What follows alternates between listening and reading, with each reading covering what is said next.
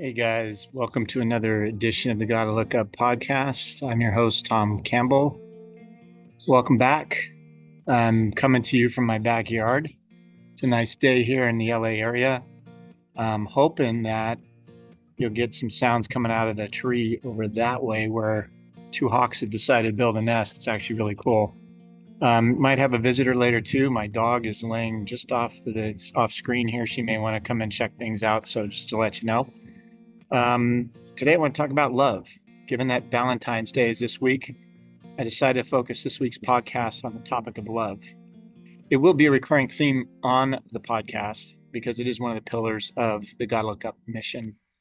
So I think we can all agree we need more love in the world, and it's important to study love in more detail. In researching the topic of love, you will find a variety of opinions on how many types of love exist. Some say there are 4, others say 8, and still others something in between. For the purposes of this podcast, I will introduce you to the 7 types identified by the ancient Greeks and give additional information on 4 of those types, and then focus specifically on one particular type called Agape Love. The ancient Greeks identified 8 types of love from the website www.elizabethritter.com. She details 7 of these 8 types. She's decided to exclude the 8th, which is Mania, which borders on obsession and is unhealthy. So I'm going to agree with her and leave that one out. As far as the remaining 7 types, I'll paraphrase them here. There's EROS, which is romantic, passionate love. PHILIA, which is affectionate, friendly love. STORGE, which I think I'm pronouncing right, might be Storga or Storja. Unconditional familial love. Agape, which is selfless universal love. And empathic love of God, nature, and fellow men. And this is the one we're going to focus on later. LUDUS, playful, flirtatious love. PRAGMA, which is committed, long-lasting love. And PHILAUTIA, which is self-love. So I believe that LUDUS, PRAGMA, and PHILAUTIA all have important stake in how we love each other and ourselves. I want to highlight the top 4 that were mentioned on the ancient Greeks list.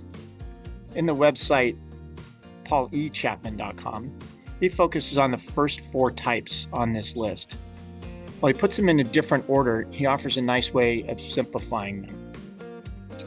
EROS, the type of love, is sexual love. The kind of love is attraction.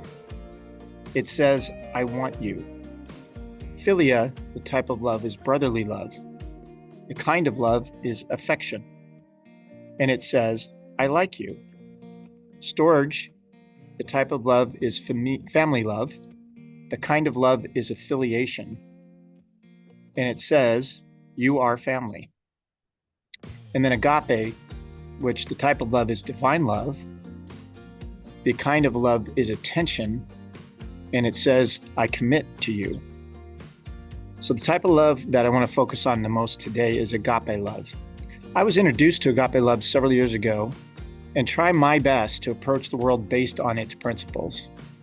The essence of agape love is goodwill, benevolence, and a willful delight in the object of love. And by object of love, that means the recipient. Agape love is described in the Bible in 1 Corinthians chapter 13, 4.7, or 4 through 7, which I believe I referred to in the first podcast on love earlier this year. Love is patient and kind. Love does not boast or envy. It is not arrogant or rude. It does not insist on its own way. It is not irritable or resentful. It does not rejoice at wrongdoing, but rejoices with the truth. Love bears all things, believes all things, hopes all things, endures all things. So agape love is what they're referring to there, and it's often considered the purest and deepest form of love. It is a selfless, unconditional love focused on providing compassion, support, and joy to others. It's essentially loving for the sake of love. And I actually came up with that as my definition. So it's kind of a Thomism, but not official. So loving for the sake of love. So according to the website www.lifeadvancer.com. Agape love is different from EROS love, which refers to sexual love, and PHILIA love, which refers to brotherly love, because it is the deepest and purest form of love. Agape love can be felt between lovers, family members, and friends, making it a universal form of love. It is a kind of love that does not respond to the value of its object, as agape love asks nothing of the person who receives it. I want to repeat that again. Agape love asks nothing of the person who receives it. So how do you show agape love? What are the characteristics of it? Selflessness is number one. Freely, willingly supporting your partner, your family, your friends, and your loved ones. Give what is needed from you generously. Put others' needs ahead of your own agenda. Patience. Be patient with those who you love. Give them time and space. Understand that everyone is fighting their own battles. Give support and help where you can. And most importantly, enjoy your time together with your loved ones. 3, generosity. Give freely and willing to others who need your time, attention, resources, and support. 4, giving without expecting anything in return. Agape love is unconditional love, but those who practice it will sometimes see it reciprocated from their agape partners. So again, this is what you put in the universe comes back to you. It's sort of that sort of philosophy. Offer forgiveness. This is a key element in agape love. Forgive your agape partners, but gently point out where they can improve. So you do need to call folks out as part of agape love. You're supposed to call people out if they're not walking down the right path. And those conversations can be a bit tricky, or if they do something that offends you. It's just an honesty in communication. And again, gently pointing it out, not, shunning them or getting on them or yelling at them about it, but just you owe it to somebody that you love to say, hey, this kind of made me feel this way, and try to correct that. Deliberate acts of kindness. Show empathy and consideration to others. Offer help to others. Small acts of kindness can include things like opening doors or walking somebody across the street or helping a child, just little everyday kinds of things that we do. And then last, keeping promises and honoring commitments. It is a sign of respect to others that you honor your word and your commitment and your promises. Do not give in to temptations or to the easy path. Remember, agape love isn't about perfection. It's about genuine care, selflessness, and unwavering support for those who you love. Practice it daily and watch your relationships flourish. It's an awareness to do your best to love people the way that they need to be loved.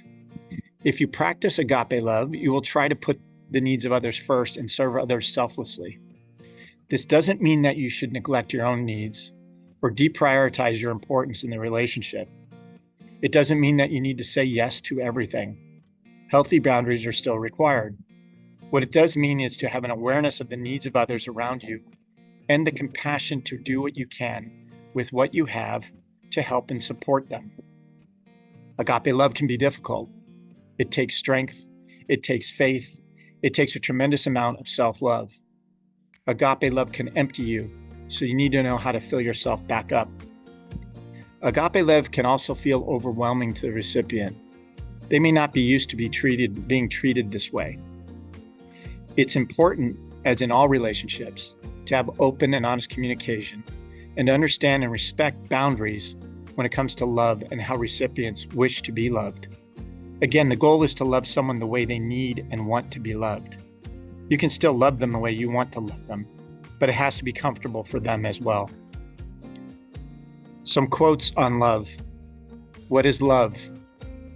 The person you miss the most when everyone is around.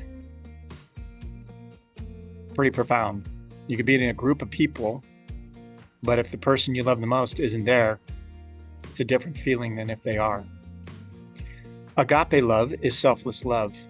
The love God wants us to have isn't just an emotion, but a conscious act of the will, a deliberate decision on our part to put others ahead of ourselves. This is the kind of love God has for us, and that's from the Reverend Billy Graham. Agape love says, I love you because I choose to love you. It loves without consideration of personal cost or reciprocation. That's from an unknown author. Another unknown author. I don't have time to worry about who doesn't like me. I am too busy loving the people who love me. Pretty cool. Think about that for a second. Why worry about the people who don't love you? Focus on the ones that do. This is from the poet Emily Dickinson. Unable are the loved to die, for love is immortality. Think about that for a second. We all have lost loved ones, but we don't stop loving them. They're just not here. But we continue to love them and love their memories and honor them. This is from a site called Word Porn. You look in the mirror and sometimes see a mess of a human being, but you don't see the lives you've touched or the people you've saved. You don't see the love you've given freely or the extraordinary memories you've made. You are a book of beautiful moments and feelings. This is from John O'Donohue. When you love, you open your life to another. All your barriers are down. Your protective distances collapse. This person is given absolute permission to come into the deepest temple of your spirit. Your presence and life can become this person's ground.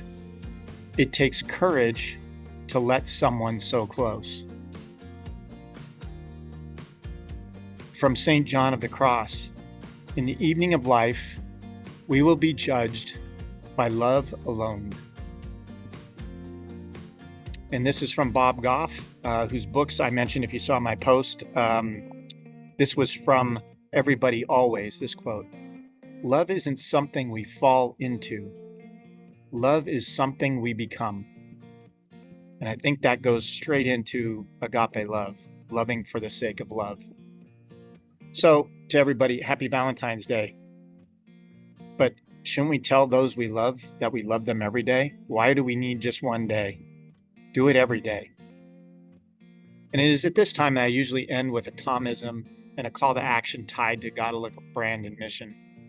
But this time, rather than inviting you to look up, I invite you to love up. Open your hearts.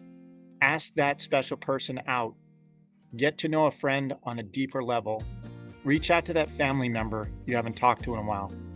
Call someone who might be alone. Try your best to approach things with agape love. We can never get agape love perfect, but we can improve the world by attempting it and applying its principles. Let me end by saying, as I always do, I love you guys, and by sharing some of the greatest words ever spoken. Words of advice that we can all use every day. The 11th commandment from Jesus Christ. Love one another as I have loved you.